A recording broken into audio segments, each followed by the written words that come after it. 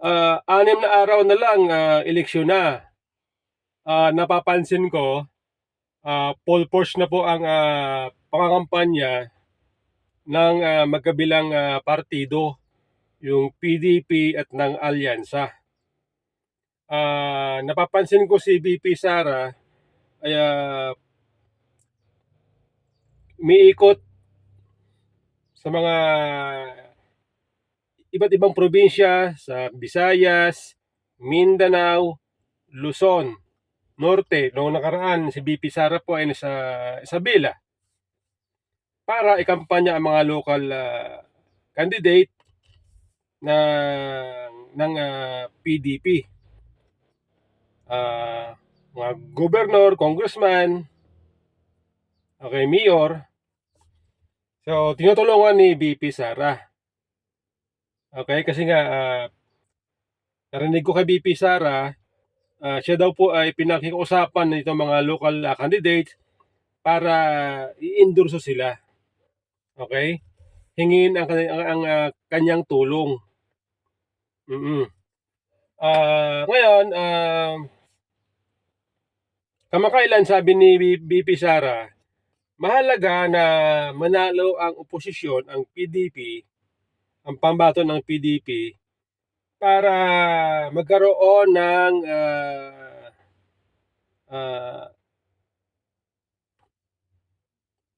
check and balance.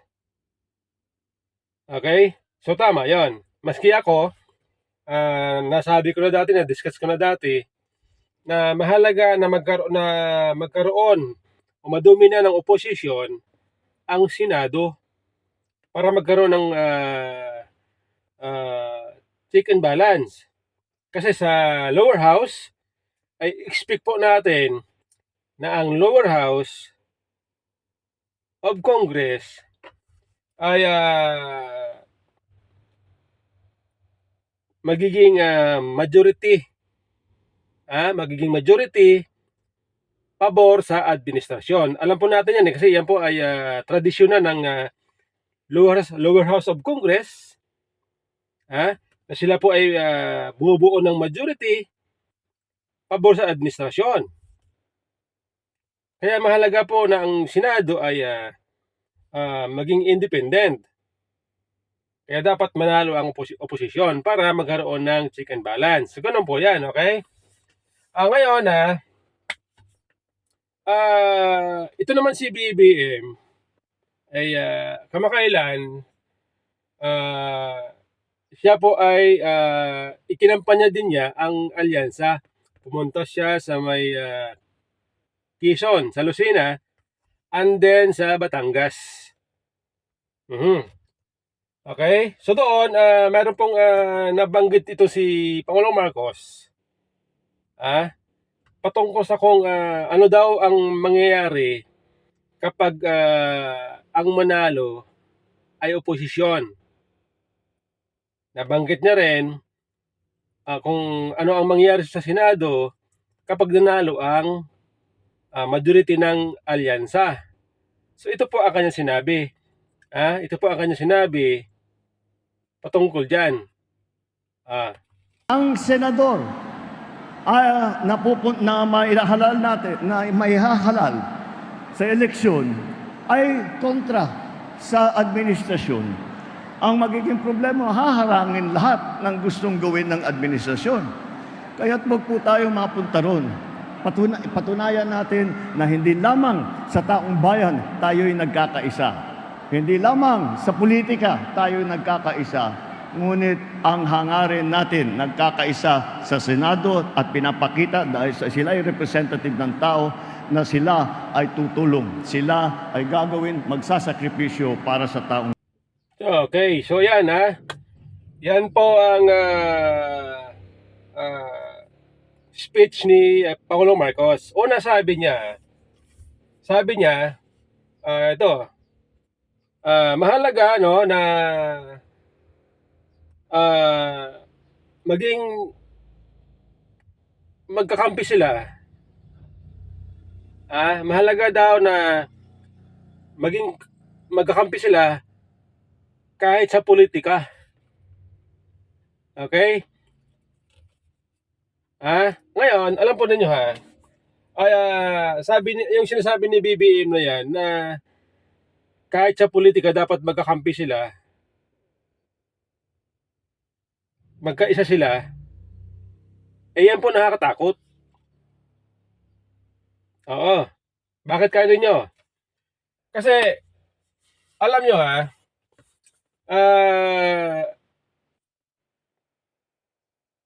pag sinabing maging sa politika ay magkasangga sila, magkakampi sila, magkaisa sila, kapag mali, kapag namuliti ka, ginamit sa politika, ang administrasyon, kapag inatake nila ang kanilang kalaban sa politika, tulad ng nangyari ngayon, ginigipit ng administrasyon ng kalaban sa politika, tapos, kung magkaisa sila, lahat sila, halimbawa, Senado, Congressman, tapos na. Kawawa po ang kalaban nila sa politika. Dahil kahit mali, dahil sila ay magkakampi, nagkakaisa sila. Tulad na yan nangyayari ngayon. Kita nyo, political instability. Maingay. Kasi nga,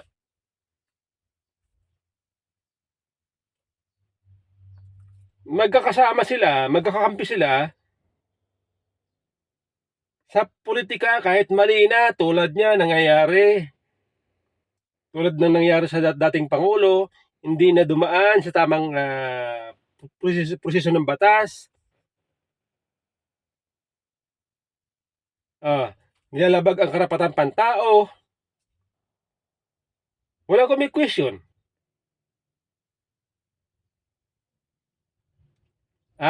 Kasi magkakampi sila sa politika.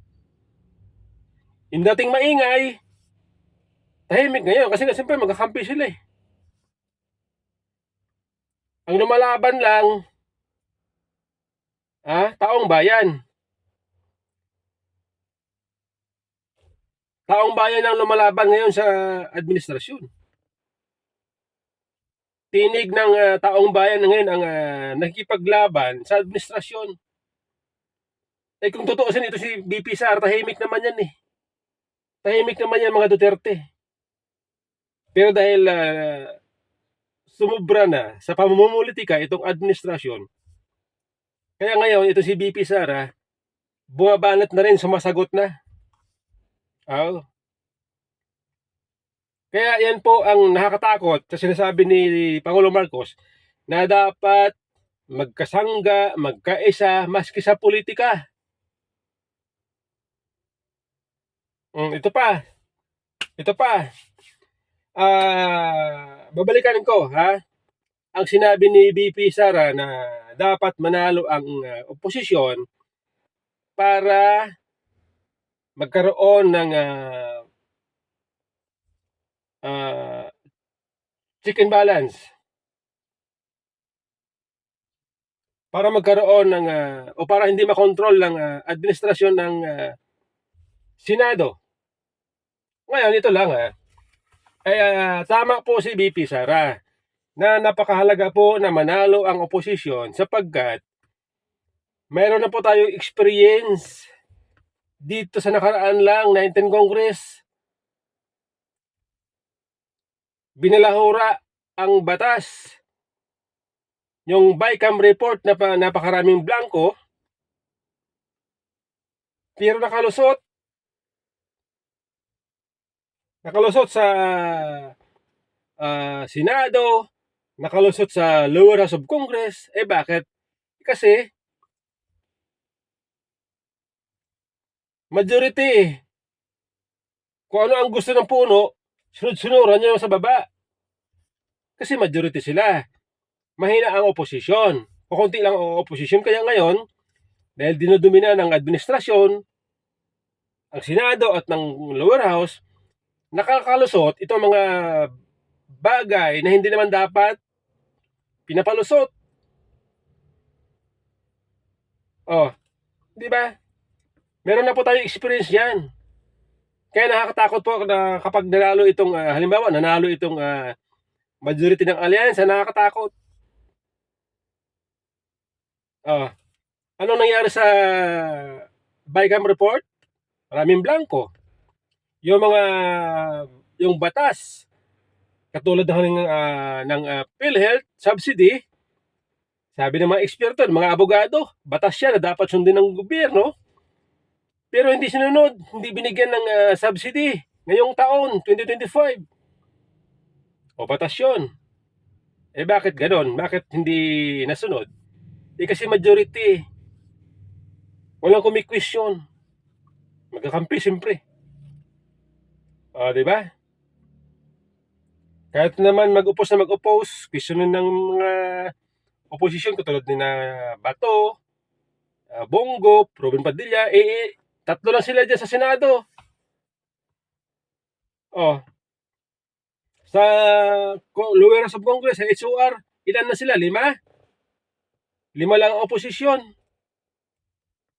Ang tunay na oposisyon, sino dyan? Marcolita, Ongab, Pulong, itong kinatawan ng Duterte Youth.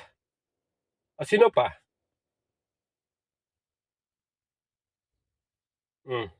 Sino pa ba? Na congressman na kasama sa oposisyon sa nitong 19th Congress, ilan lang eh. Kaya po nakalusot itong maling-mali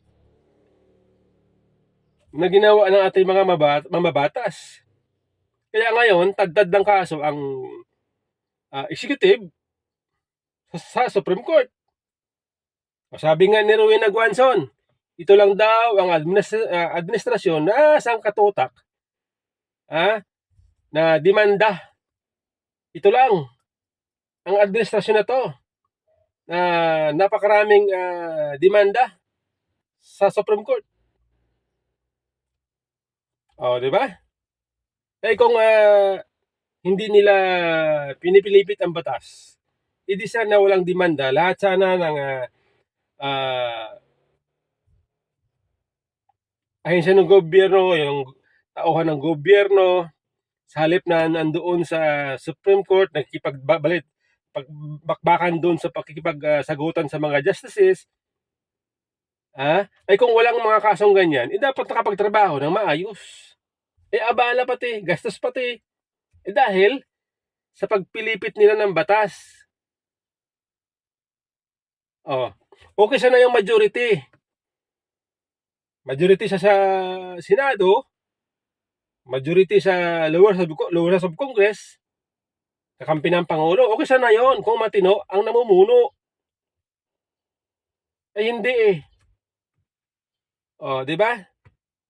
Yung mga singit sa mga pondo, sinasabi ng iba, yan daw po ay pork barrel. Para daw, di umano, pambili ng boto. Kwento-kwento yan, narinig natin sa social media. Mga opinion, sabi, ng mga eksperto.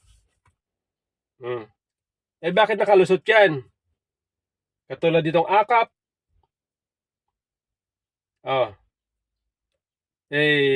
pinalusot ni Pangulong Marcos. Wala sa batas yan eh, di ba? Pero bakit pinalusot? Kasi nga siyempre, kaalyado majority sila. Kailangan ang AKAP para mas makakalamang ang kakampi ng Malacanang, makakalamang sa eleksyon. Kaya tingnan nyo naman, noong mga nakaraan, nagdaan araw, yung distribution ng AKAP, nandun yung mga congressman.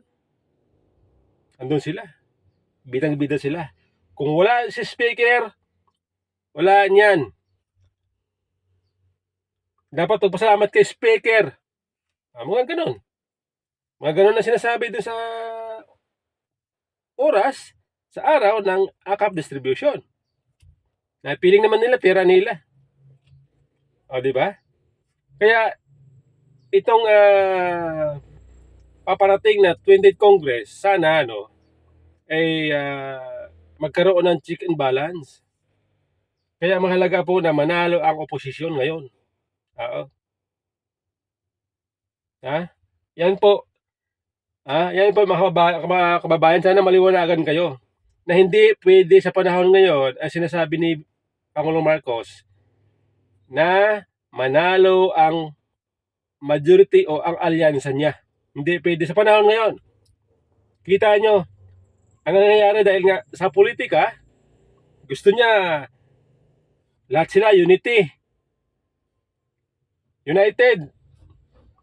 Sa politika,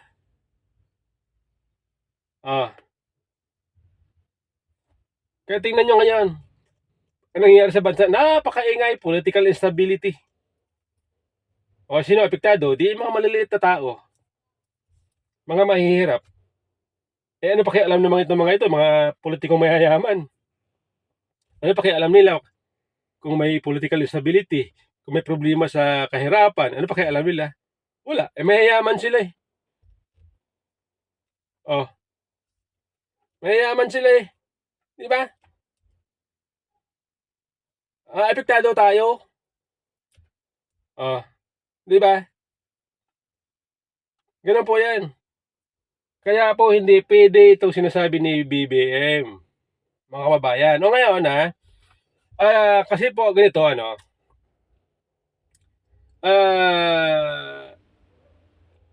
ang mga congressman, pag tumatakbo, magkakaiba sila ng partido. O halimbawa, ito, noong nakaraan, yung mga congressman, karamihan dyan kakampi ng mga Duterte, lalo sa Mindanao, Cebu, Visayas. Karamihan dyan, nung tumatakbo sila nung 2022 election, karamihan dyan kakampi ng mga Duterte. Pero nung nanalo na sila sa eleksyon, lumipat na sila sa administrasyon.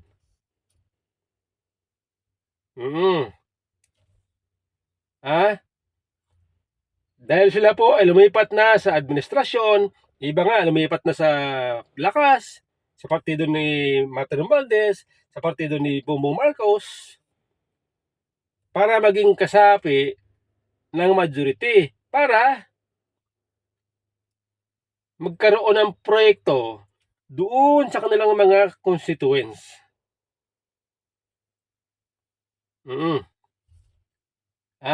Bakit ganon?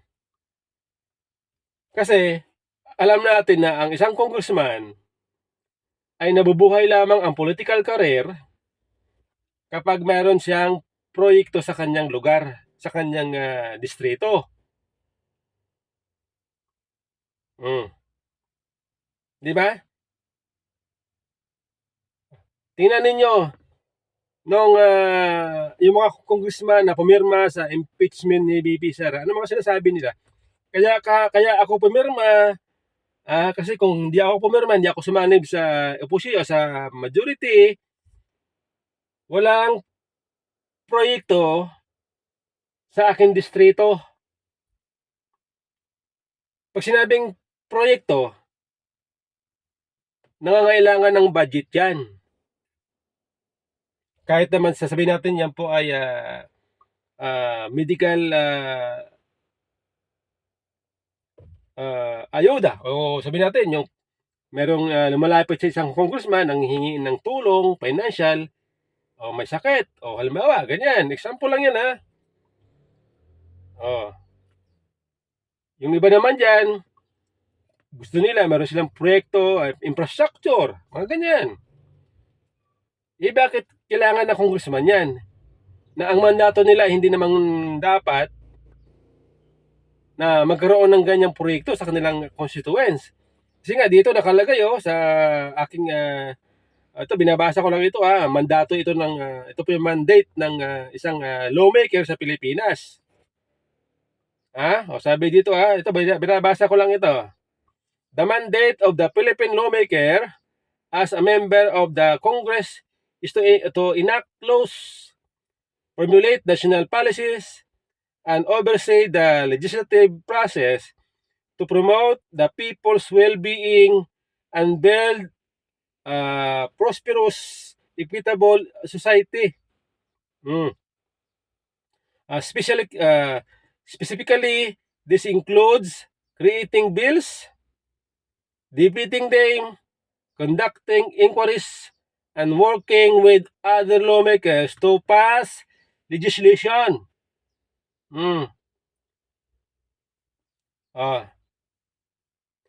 Here's more details breakdown kay responsibilities ng isang lawmaker. Lawmakers create bills and resolution which are debated and voted on to become laws. Policy formulation. They help shape national policies that address various aspects of the country, including economic growth, governance, and social welfare. Representation. The interest of their constituents and the Filipino people as a whole.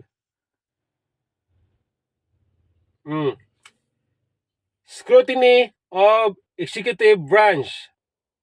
Lawmakers can question the action of the executive branch, conduct inquiries, and oversee the implementation of laws. Oversee of national budget. They play a role in approving the national budget and ensuring that funds are used effectively.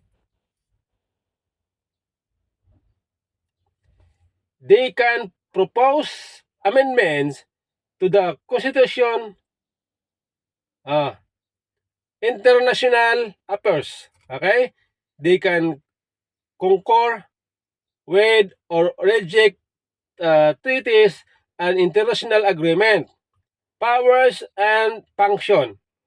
Legislatives create, debate, and vote on bills and resolution. Inquiry. Conduct investigation to gather information and inform legislative decision. Budgetary. Purpose or concur with amendments to the budget. Impeachment. Try and decide cases of impeachment against the President, Vice President, Supreme Court, Justices, and members of the Constitutional Commission. Emergency powers. Authorize the President to exercise powers in times of war or national emergency. Declaration of war. Declare the existence of the state of war with 2/3 vote. Constitutional amendments. Propose amendment to the Constitution. So yan po ang kanilang mandato. Kaya tayo nagtataka kung bakit ito mga mamabatas natin gusto nila may proyekto sila sa kanilang mga distrito.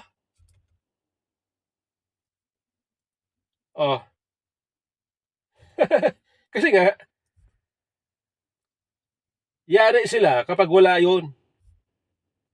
Yari sila, hindi sila mananalo. Hihina ang kanilang kapit sa mga tao, sa kanilang mga constituents pag wala silang mga proyekto na pwede nilang ilagay sa kanilang mga distrito. Kaya ngayon, dahil nga sa gusto nilang may proyekto, kailangan ng budget, kaya kapit sila ngayon sa Malacanang, sa speaker, kaya doon ngayon nabubuo ang majority. Kaya kita ninyo, uso ang balingbingan, lalo na sa Congress. Dahil yan, dahil sa proyekto na yan. Kaya sabi ko, ito mga congressman, gusto pala nila may proyekto sa kanilang mga distrito, bakit ang kanilang tinatakbo? Congressman, dapat mag-mayor na lang sila, mayor. Mayor na lang kayo. Ah, 'di ba?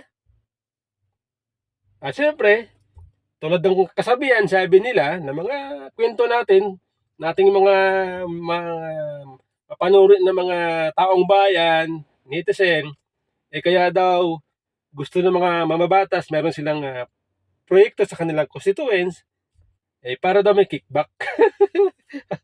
Yung mga kwento-kwentong gano'n. Ako naman wala akong ebidensya eh. kaya, kaya ako ayaw ko magbigay ng conclusion tungkol dyan. Pero sa mga madalas kong nababasa, gano'n, mga komentaryo, sa mga komentaryo. Kaya daw gusto ng mga mamabatas, mayroon silang ah, project sa kanilang mga distrito para may kickback. 'Di ba? Kaya mahalaga po ang eleksyon na ito para sa oposisyon. Okay? Kasi nakakatakot, mayroon tayong experience eh. Tingnan nyo anong nangyari sa PhilHealth. Hmm? Kini-question ngayon sa Supreme Court.